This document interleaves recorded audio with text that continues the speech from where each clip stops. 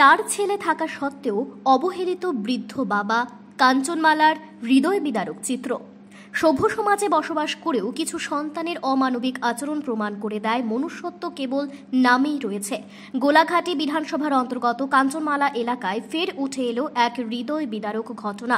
চার পুত্র সন্তান থাকা সত্ত্বেও অবহেলিত এক বৃদ্ধ বাবা, অনাথ কর্মকার জানান, কয়েক বছর আগে তার স্ত্রী মারা যাওয়ার পর ভেবেছিলেন অন্তত চার সন্তান তাকে আগলে রাখবে, কিন্তু বাস্তব চিত্র ঠিক তার উল্টো। চার ছেলের মধ্যে কেবল রঞ্জিত কর্মকার নামমাত্র খোঁজ খবর নেন।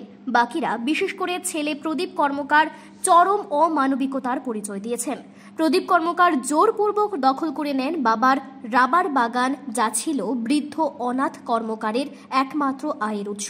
শুধু দখল করে থেমে থাকেননি প্রদীপ। অভিযোগ অনুযায়ী তিনি শারীরিক এবং মানসিকভাবে নির্যাতন করেছেন তার বৃদ্ধ বাবাকে। এই ঘটনার পরিপ্রেক্ষিতে অনাথ কর্মকার সংবাদ মাধ্যমের মুখোমুখি হয়ে রাজ্যের মুখ্যমন্ত্রীর কাছে আবেদন জানিয়েছেন, যাতে প্রদীপ কর্মকারের মতো সন্তানদের বিরুদ্ধে কঠোর ব্যবস্থা নেওয়া হয় এবং ভবিষ্যতে আর কোনো মা বাবাকে এরকম লাঞ্ছনার শিকার হতে না হয়। কাঞ্চনমালার এলাকায় বারবার এই ধরনের ঘটনায় পুনরাবৃত্তি হলেও সমাজ এবং প্রশাসনের তরফে কার্যকরী পদক্ষেপ অনুপস্থিত, যা সমাজের জন্য এক গভীর প্রশ্নচিহ্ন। Bureau report, Tripura news Bangla.